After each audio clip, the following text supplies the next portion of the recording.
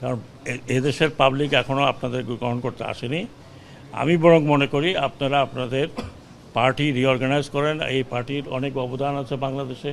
শেখ হাসিনা সরকার পতনের পর অন্তর্বর্তীকালীন সরকার গঠনের ৮ দিনের মাথায় এই সরকারে বড় ধরনের পরিবর্তন এসেছে। গুরুত্বপূর্ণ মন্ত্রণালয় স্বরাষ্ট্র উপদেষ্টার পদ থেকে সরিয়ে দেয়া হয়েছে অবসরপ্রাপ্ত ব্রিগেডিয়ার জেনারেল সাখাওয়াত হোসেনকে। এ নিয়ে নতুন এ অন্তর্বর্তী সরকারে দেখা দিয়েছে টানাপোড়েন। স্বরাষ্ট্র উপদেষ্টার পদ থেকে সাখাওয়াত হোসেনের জায়গায় দেয়া হয়েছে অন্তর্বর্তী সরকারে নতুনভাবে যোগ দেয়া অবসরপ্রাপ্ত লেফটেন্যান্ট জেনারেল জাহাঙ্গীর আলমকে এবং বস্ত্র ও পাট মন্ত্রণালয়ের দায়িত্ব দেয়া হয়েছে সাখাওয়াত হোসেনকে।